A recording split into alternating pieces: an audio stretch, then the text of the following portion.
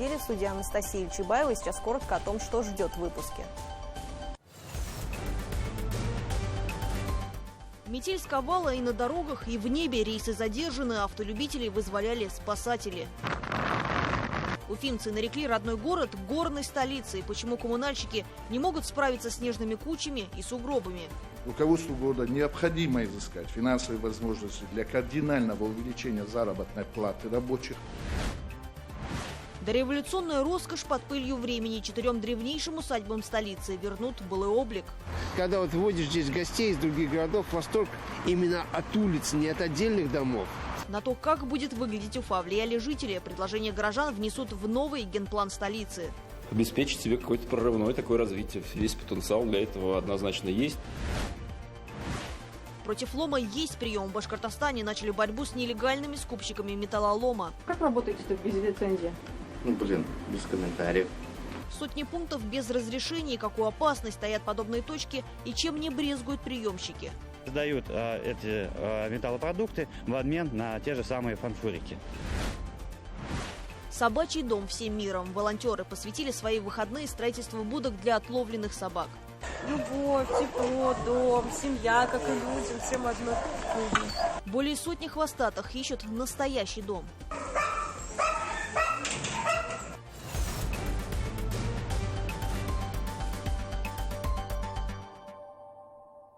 Из-за сильного ветра в Уфимском аэропорту не смогли приземлиться несколько самолетов. Им пришлось уйти на запасные аэродромы в Самаре, Челябинске и Екатеринбурге. Взлететь из башкирской столицы также не получилось у 11 рейсов. Ограничить движение пришлось и на некоторых трассах. Уходящая неделя выдалась снежной. Непогода спровоцировала десятки аварий с пострадавшими. О последствиях снежной стихии подробнее расскажет Руслан Батыргареев.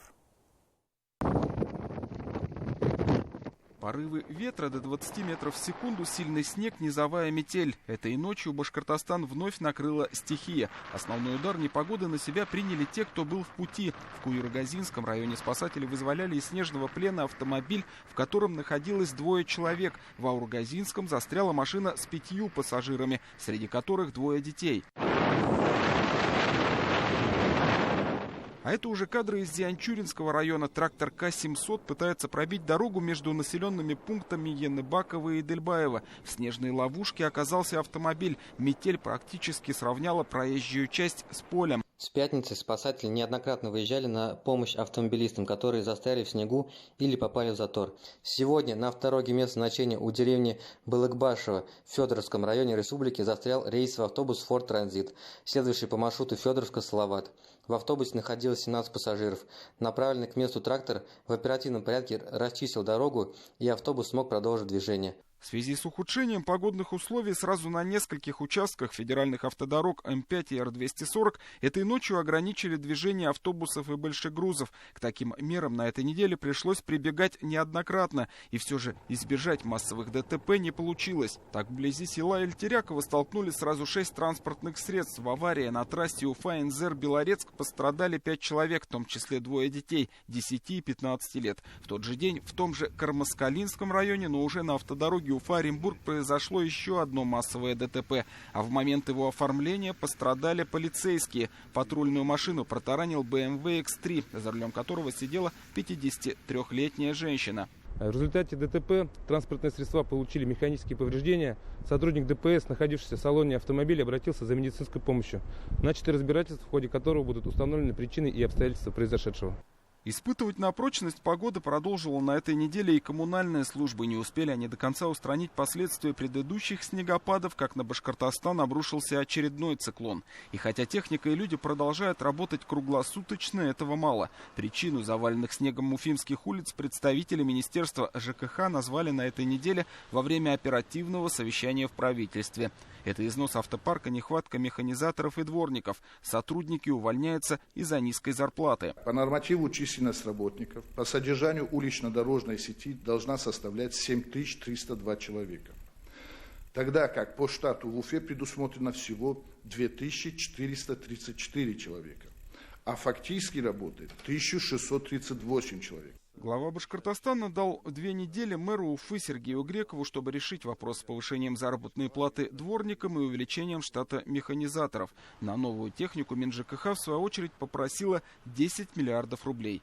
1,5 миллиарда Минфин выделит уже в текущем году. Ради Хабиров дал соответствующее поручение. Не всегда качество очистки улиц зависит только от коммунальщиков. Вот, к примеру, один из участков по Гоголя. Дорога здесь односторонняя, а с недавних пор местами она превратилась еще и в однополосную. И виной всему припаркованные с 2 сторон проезжей части автомобили. Если одни горожане мешают сделать город чище, другие, наоборот, приходят на подмогу коммунальным службам. На этой неделе в Уфе прошли снежные субботники. К примеру, в Демском районе на улице вышли более 2500 человек. Убирали детские площадки, дворы, территории детсадов и школ. Прекрасное настроение, просто решил выйти помочь. Настроение хорошее, потому что, надо помогать своей школе. Я живу в частном доме, и мне не привыкать. Каждый день так. Совершенно не холодно, метель совершенно замечательная. Все прям, погода так и шепчет: иди да почисти снег. С хорошим настроением под музыку и работается быстрее, говорят участники снежного субботника. А это представители администрации района, волонтеры и местные жители. Пока одни очищали дворы, другие вышли на улицы Демы, чтобы привести в порядок тротуары. Почему мы определили, допустим, этот участок? У нас улица Новороссийская, она, скажем так, тротуар здесь узкий, и техникой невозможно произвести уборку механизированную, поэтому решили вручную убрать. И заодно, помимо тротуаров, еще очищаем остановочные площадки. Взять в руки лопату и внести свой вклад в уборку города может любой желающий. Подобные снежные субботники в Уфе пройдут еще 22 и 29 января. Тем временем синоптики в ближайшее время прогнозируют в регионе нестабильный характер погоды. В отдельных районах ожидается метели, на дорогах снежные заносы и гололед. Руслан Таргареев и Шамиль Каримов. Итоги недели. У медицины сейчас есть уникальный шанс стать сильнее. Об этом в дискуссии переосмысления национальной системы здравоохранения, которая состоялась на площадке Гайдаровского форума, заявил глава Башкортостана Ради Хабиров. Он отметил, что пандемия открыла новые возможности для развития медицины и укрепления ее материальной базы.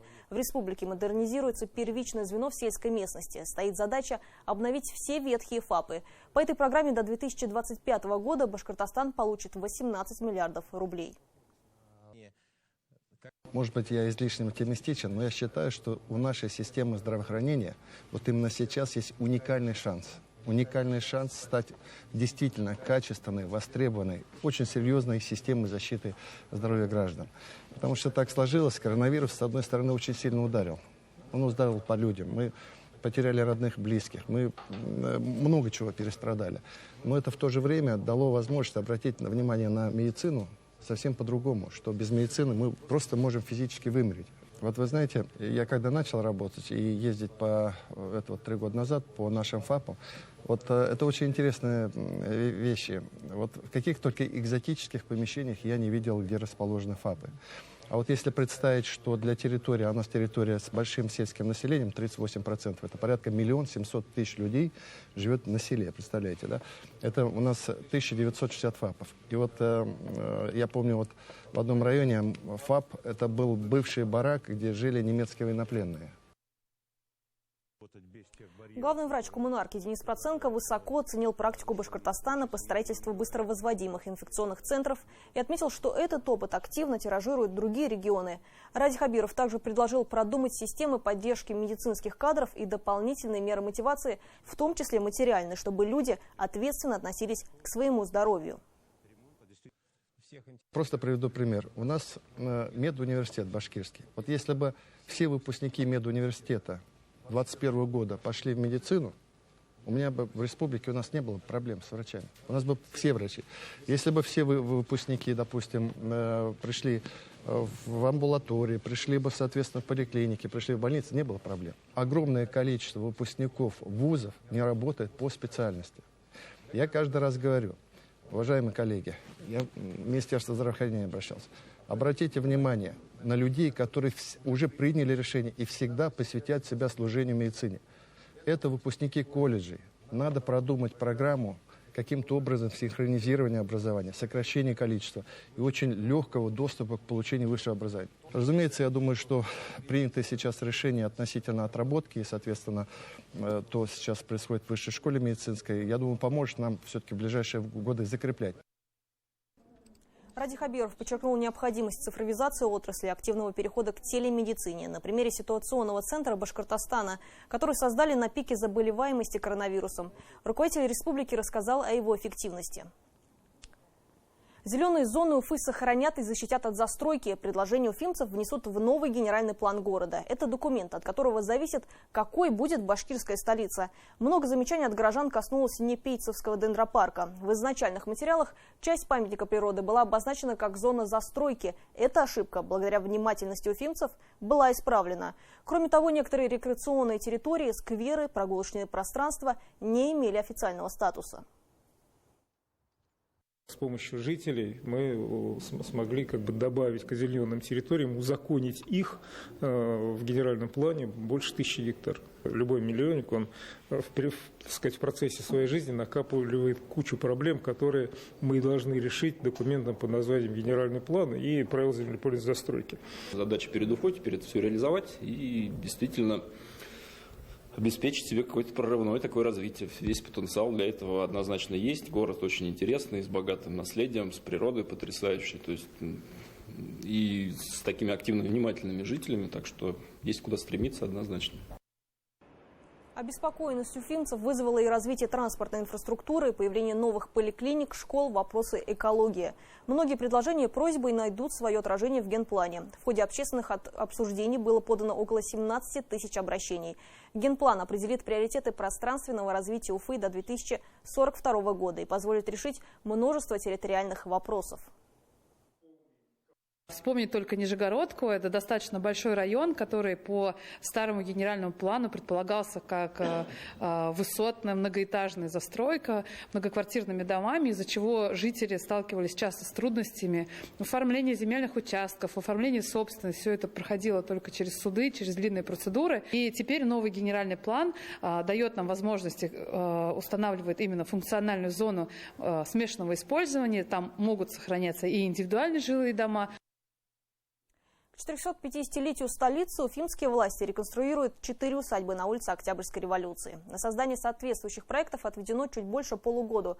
Компания, которая займется разработкой эскизов и необходимой документацией, выбирали с помощью аукциона. О каких особняках идет речь и в каком они состоянии сейчас, расскажет Артур Шамсудинов. Они необычные, они для Уфы непривычны.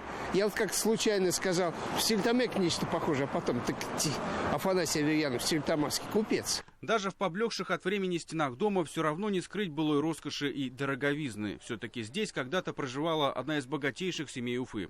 Едва ли не каждый элемент усадьбы – свидетельство ее сохранившегося величия. И это спустя почти 1,5 века с момента постройки. Он лет 200 сейчас уже спокойно может достоять. Здесь солнышко его сушит с этой стороны. Цоколь он кирпичный, хороший, капитальный цоколь. Кирпичный сделан. Ну, другое дело, что рамы заменили, конечно. Ну, а резьба, видите, практически сохранилась вся резьба. Сверху стоят, это все солярные знаки, солнышко обозначают. По соседству расположилась сделанная из кирпича усадьба Шамовых. Крупные торговцы, а также владельцы Уфимского чугунного завода в былые времена сдавали эти доходные дома в аренду. Теперь же постоянными обитателями особняков стали бродячие животные. Когда-то здесь, если быть точнее, до 2007 года, стояли шикарная чугунная изгородь стояла. Но местные домоуправы решили эту изгородь обновить, то есть продали и поставили штакетник. Когда вот вводишь здесь гостей из других городов, восторг именно от улиц, не от отдельных домов.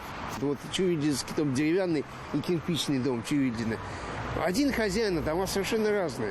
Улица Октябрьской революции – одна из старейших в Уфе. Куда ни глянь, памятник архитектуры или объект культурного наследия. Причем многие дома сохранили свой изначальный облик, ну а самое главное – дух старого города. Уже который год местные власти говорят о намерении сохранить эту наглядную историю. И не просто в том виде, в котором дома сейчас, а ветшавшими от долгого отсутствия хозяев. Мэрия провела аукцион на разработку проекта реставрации зданий, который должен быть представлен до сентября нынешнего нынешнего года. Одним из важных и значимых проектов к 450-летию основания города Уфы является реконструкция улицы Октябрьской революции.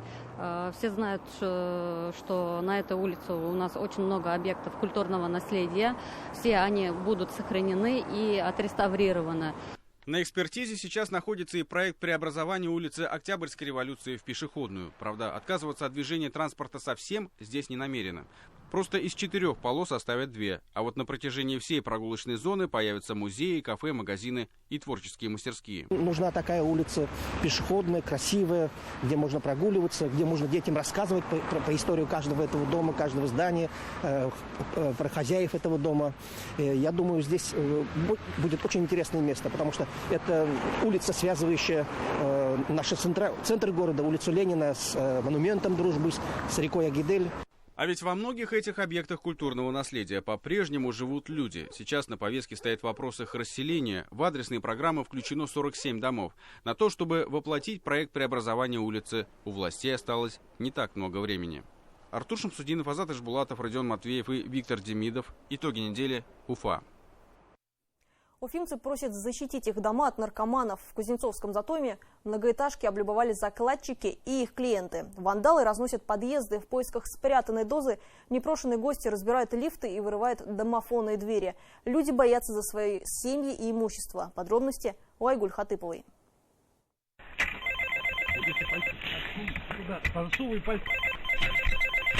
Нет ключа, так открыть силой. Эти 3 мужчин ночью уж очень хотели попасть в подъезд. Не преграда и тяжелая дверь с магнитным замком. Она, конечно, продолжает закрываться, но вот в ее надежности жильцы теперь не особо уверены. Тем более, что после себя такие визитеры оставляют и другие следы вандализма. Заглушки, да, снимали, выкинули. Здесь вот ковырялись полностью. Во всех подъездах, на всех этажах были они. Группа лиц очень много было. Сколько примерно человек? Человек 4-5. Вот там и девушки были. Непрошенные гости ломают и металлические наличники лифта, и дверцы щитовых. Повреждается, по сути, все, что нельзя открыть. На камерах видеонаблюдения видно, что они обыскивают все углы и выемки в подъездах. Звонят в домофоны, просят открыть или ждут, когда кто-то выйдет. Люди уверены, это закладчики и наркоманы. Бдительные жители обнаружили неизвестный сверток и сразу же вызвали полицейских. Все это фиксировалось нами там, на фото, на видео. Вот здесь, то есть, как вы видите, здесь уже проведены следственно-оперативные мероприятия по поимке, скажем, отпечатков пальцев.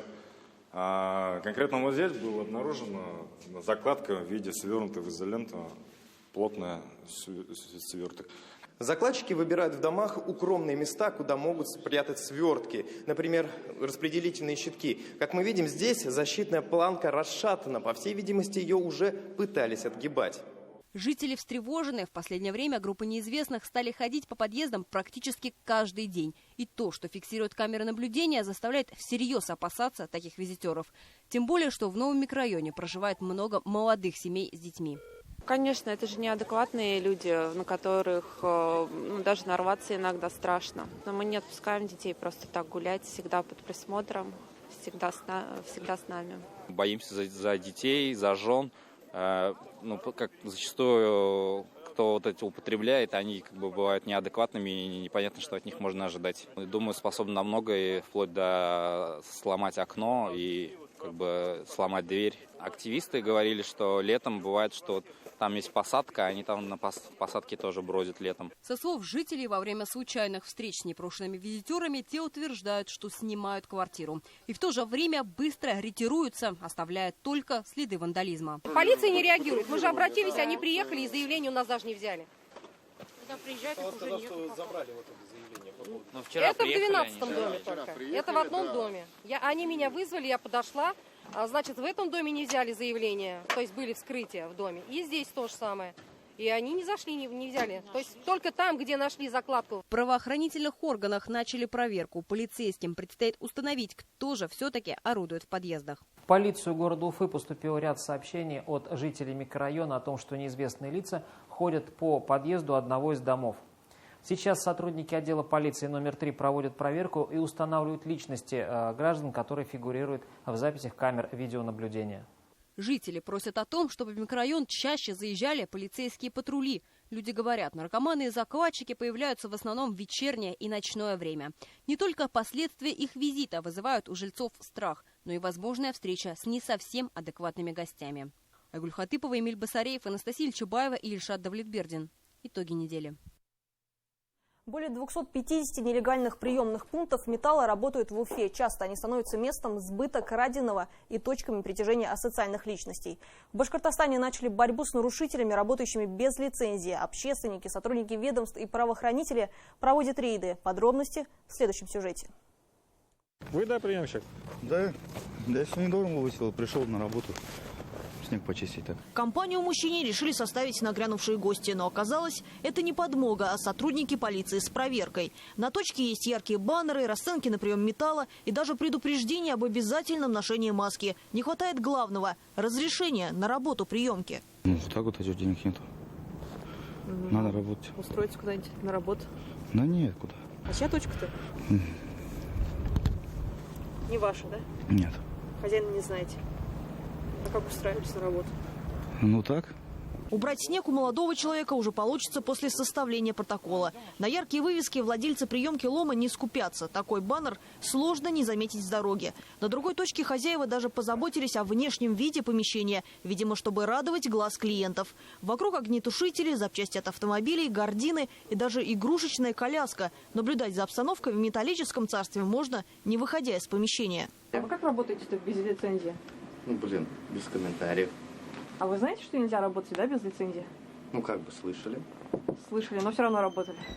Ну, как бы, да. Почему? Ну, не знаю даже. Без комментариев. Сам простой приемщик, утверждает мужчина. На вопрос, кто же хозяин, ответ был ожидаемый. Кто-то уже принимал на работу, там с кем-то договаривались? Или это ваша? Ну, без комментариев. Или это ваша точка? Как бы без комментариев. Нелегальные точки притягивают особый контингент клиентов по одной причине. Имен здесь не спрашивают. Получается, что люди, которые приобрели металл, допустим, незаконно, они его сюда сдают без предоставления личных данных, паспортных данных. Для сотрудников органов внутренних дел составляют потом большую проблему, потому что они не могут найти человека, который сдал данный металлолом. Часто валютой в нелегальных точках служат не только деньги, своеобразная клиентоориентированность. Собирают металл, возможно, даже где-то в садах, либо у жителей где-то вырезают, может, по городу, и сдают эти металлопродукты в обмен на те же самые фанфурики, то есть на спирт. Там ценники на спирт намного выше, чем обычно по городу встречается. Но как бы то, что это идет бартером, то есть официальным личностям очень удобно. О недобросовестной конкуренции со стороны владельцев нелегальных пунктов приема металла рассказали главе республики на промышленном часе. Точки локализуются в основном в промышленных городах, только в Уфе их свыше 250. Давайте все-таки начнем с Уфы. Прям, чтобы на этой неделе там создали нечто вроде рабочей группы, такое неформальное. И начните это работать. Просто масштабы бедствия понять нужно. Есть. Надо скрывать эту ситуацию. Это надо, как мы на паленый алкоголь начали тогда работать, когда всем миром навалились и работали. Здесь тоже надо это. Просто я не понимал, что масштабы такие большие.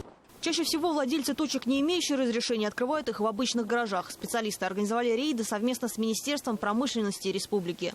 В рейде также принимают участие сотрудники подразделений экономической безопасности и исполнения административного законодательства Управления МВД России по городу Уфе. В случае выявления нарушений в отношении владельцев пунктов приема металлолома будут составлены материалы в соответствии с административным законодательством Российской Федерации. Стоит отметить, что за ряд нарушений в сфере оборота металла законом предусмотрена и уголовная ответственность. Получить лицензию несложно. Для этого нужно заплатить госпошлину 7500 рублей, приобрести весы, оборудование и найти участок земли промназначения. Теперь приемщикам, которые решили идти более легким путем, выдвинулись на перерез. Подарить тепло и уют. Сегодня волонтеры-зоозащитники провели масштабную благотворительную акцию. В пункте временного содержания безнадзорных животных неравнодушные к проблеме четвероногих построили несколько будок, убрались в вольерах, привили и покормили хвостатиков. Причем все это десятки людей сделали за свой счет. Подробности у Эмиля Басареева. Любовь, тепло, дом, семья, как и людям, всем одно нужно.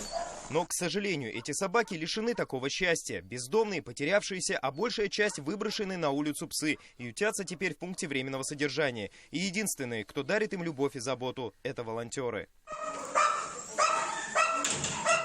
Первым делом собак необходимо покормить. С собой волонтеры привезли более 300 килограммов еды и сухого корма. А после сытной трапезы можно и погулять. Взрослых собак выгуливают на поводке, чтобы не убежали. Щенят же заводят на отдельную площадку, где они могут поиграть. Однако некоторые из них предпочитали оставаться на руках своих новых друзей. Главное, что люди все равно им помогают, даже здесь. Вот. Но то, что если бы они были на свободе, то, может быть, эти бы не выжили, щенки, например. То, что в холоде, одни, без еды.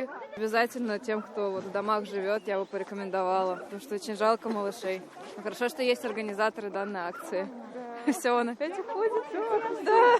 Все, он согрелся. Пока одни гуляли с собаками, другие чистили вольеры и заменяли подстилку. По информации волонтеров, в пункте содержится более 100 собак. Многие из них уже давние постояльцы. Однако новички появляются регулярно. Им в первую очередь необходимы прививки. Сейчас мы набираем вакцины на бивак. На бивак обычный, на бивак бэби, для того, чтобы привить собак, потому что ходят инфекции, как энтерит, чума и паравирус. Да, и если собак и щенят не прививать, они погибают от этой инфекции. Шумно сегодня не только от лая собак, но и от работающих инструментов. 20 волонтеров взялись за строительство будок. Ведь в некоторых уличных вольерах спать четвероногим приходится просто на соломе. Решить жилищный вопрос удалось благодаря собранным средствам активистов. Палеты разбираем. Получается, из них вот такие вот у нас получаются каркасы. Каркасы заполняем минватой.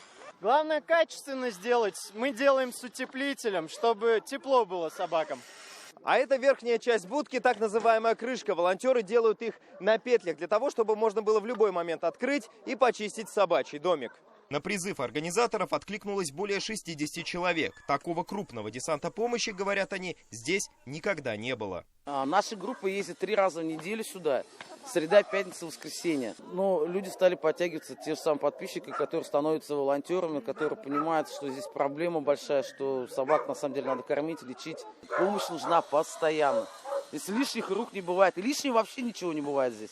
В вольерах не только простые дворняги, есть и породистые собаки. Этот хаски, говорят зоозащитники, появился здесь несколько дней назад и, скорее всего, был выброшен на улицу, как ненужная игрушка. Взглянув в глаза многих четвероногих, читается бесконечная грусть и апатия, но в них снова может зажечься радость. Любой может забрать собаку из пункта себе. Хвостатым всего лишь необходим дом, где они снова смогут почувствовать, что кому-то нужны, и в ответ отплатят бесконечной верностью на всю жизнь. Эмиль Басарев, Шамиль Каримов, Ильдар Давлетов. Итоги недели. Уфимский район. А сейчас события, без которых картина недели была бы неполной. Новости короткой строкой. 10-месячный малыш сгорел заживо в Туймазинском районе. Трагедия произошла в деревне Булат. Мать ребенка во время пожара находилась с 2 детьми в соседнем доме. Причины и обстоятельства произошедшего устанавливаются. С начала года в республике зарегистрировано 230 пожаров. Погибло 10 человек, 2 из них – дети. Сотрудники МЧС регулярно проводят рейды и выдают нуждающимся пожарные извещатели. В Салавате волонтеры пытались спасти собаку, предположительно изнасилованную зоофилом. Дворняжку по кличке Жуля обнаружили в 4-м подъезде дома по улице Бочкарева. У животного зафиксировали разрыв половых органов. К сожалению, собака скончалась в ветеринарной клинике, не приходя в сознание. На камеры видеонаблюдения попал мужчина, который заходил в подъезд с животным в руках. С его слов, дворняжка попала под машину, а он просто занес ее в дом. Однако пользователи социальных сетей усомнились в этом. Сейчас правоохранители проводят проверку. Жители города требуют провести полное расследование инцидента. Злостным нарушителям ПДД теперь грозит тюрьма. На этой неделе вступил в силу закон об уголовной ответственности для водителей-лихачей. Выезд на встречку и значительное превышение скорости грозит нарушителям-рецидивистам лишением свободы на срок до 3 лет и штрафом в размере от 300 тысяч до 500 000 рублей. Кроме того, водители без прав, пойманные за управлением транспортным средством, могут получить до 2 лет колонии. На стройплощадке Ногаевского путепровода готовится приступить к одному из самых трудных этапов работ. На данный момент уже забиты сваи 3 основных опор. На подходе еще одна в непосредственной близости с железнодорожными путями. Новая развязка в рамках нацпроекта «Безопасные и качественные дороги» будет проходить от трассы М5 до примыкания к Ногаевскому шоссе. Более 800 миллионов рублей выплатят дольщикам строительной компании «Амрита» в качестве компенсации. 217 человек, купивших квартиры в жилом комплексе «Риверсайд», пострадали от неисполнения обязательства страны-застройщика. По поручению Радия Хабирова в республике продолжается восстановление нарушенных прав дольщиков. Фонд защиты принял решение о завершении строительства 43 проблемных объектов. Участникам долевого строительства 31-го дома предоставят выплаты. Более 20 объектов достроят сами застройщики. В Баймакском районе Росприроднадзор хочет лишить компанию «Графская» прав на добычу золота. Основанием для обращения в Башнедра стала проверка, выявившая многочисленные нарушения. Ущерб от предприятия составил более 406 миллионов рублей. Руководство компании обещало провести рекультивацию земель, однако свои обязательства так и не выполнило. Возбуждено 7 административных дел. В Башкортостане на 2 года обнулят единый сельхозналог. Закон внесли в Госсобрание республики. Проект уже одобрила администрация главы. Потеря консолидированного бюджета региона от этой меры составит порядка 300 миллионов рублей в год. Обнулить ставку предлагается на 2 налоговых периода – 2022 и 2023 годов. Условием для получения льготы для фермеров и крестьянско-фермерских хозяйств станет сохранение средней численности работников на уровне не менее 90% от прошлого года. Еще 3 матча Салавата Юлаева в январе отменены. В связи со стремительным ростом числа заболевших в клубах Лига приняла решение о переносе игровых дней 17, 19 и 21 января на более поздние даты, о которых будет объявлено дополнительно. Ранее из-за большого количества случаев заражения были отменены игры Салавата Юлаева против Йокерита, Рижского «Динамо» и «Авангарда».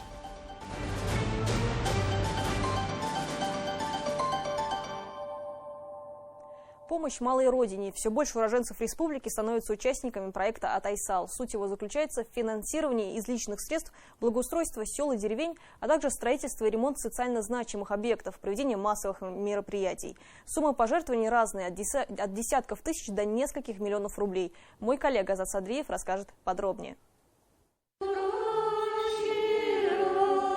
14 января православные традиционно вспоминали архиепископа Василия Великого. Исполняя свое служение, он заботился о строгом соблюдении канонов церкви, помогал бедным и больным людям. Прославился философ-платоник своими глубокими знаниями священного писания, трудами на благо церковного мира и единства. Пользуется особым почитанием как составитель одной из чинопоследований литургии центрального богослужения церкви. И до сих пор с IV века мы пользуемся тем наследием, которое он оставил. В конце 90-х годов прошлого столетия уроженец села Чуваш-Карамалы Василий Николаев проспонсировал строительство храма Василия Великого. Это стало большим событием в жизни населенного пункта и подарком к 260-летию со дня его основания. С тех пор молитвы в Божьем доме звучат каждый день. Храм святителя Василия Великого построили еще при жизни мецената в 2000 году. Теперь уже его дети продолжают поддерживать жителей родного села. В рамках проекта «Атайсал» дочь Василия Васильевича, живущая в Москве, пожертвовала более 6 миллионов рублей на ремонт церкви и благоустройство прилегающей территории. Благодаря помощи Елены Николаевой в храме проведен капитальный ремонт фасадной части, лестниц, крыши, водоотводных труб и внутренняя отделка церкви. Установили бронзовый памятник святителю Василию Великому. Также заменили оконные блоки церкви на пластиковые, провели электрификацию. Летом планируют озолотить купола. И в благодарность увековечить память самого Василия Николаева. Установка памятника самому Василию Васильевичу, нашему земляку, доктору наук, который очень много сделал для чувашского народа, для всего народа. Издал много исторических книг, бесценных, культурно-исторических, которые играют огромную роль в культурном наследии, изучении истории чувашского народа и других народов. Село живет, пока в нем есть школа, говорят в народе. В Усак-Кичу Бишбулякского района образовательное учреждение удалось сохранить. Оно основано в 1920 году. Новое здание построили в конце 70-х. И с тех пор капитальный ремонт здесь ни разу не проводился. Больше всего обветшала крыша, протекает. Но, как это обычно бывает, денег на ремонт найти не удалось. Помощь пришла от бывшего выпускника. В рамках республиканского проекта «Атайсал» Фаниль Хуснудинов, ныне заместитель генерального директора крупной компании, выделил 1,5 миллиона рублей на обновление кровли. Он хочет поставить для ремонта крыши строительные материалы по этому проекту. Но просим руководство района и республики оказать нам помощь для того, чтобы профинансировать строительно-монтажные работы для завершения этой работы. Ну и, конечно, со временем включить в план капитального ремонта этой школы. На этом помощь мецената не закончилась. Фаниль Хуснудинов не первый год поддерживает отличников учебы, победителей районных и республиканских олимпиад, талантливых спортсменов. Для этого он организовал собственный грант, который назвал именем своей мамы Минцелу Хуснудиновой. 1 грант 5000 стоит, конечно, это стимул, потому что все стремятся участвовать в различных конкурсах для того, чтобы получить этот грант. За 3 года получили 30 детей. Грант получили. По инициативе главы республики проект «Атайсал» заработал 1 марта прошлого года, хотя традициям землячества уже много веков. Просто теперь об этом стали более широко рассказывать и показывать. И это ни в коем случае не перекладывание государственных задач на плечи меценатов. Это стремление создать более комфортные условия для огромного количества тех людей, которые и так помогают родному краю. Азат Садреев, Вадим Исламов, Шамиль Каримов. Итоги недели. На этом у меня все. Я с вами прощаюсь. Оставайтесь в курсе событий с телеканалом БСТ. Всего доброго.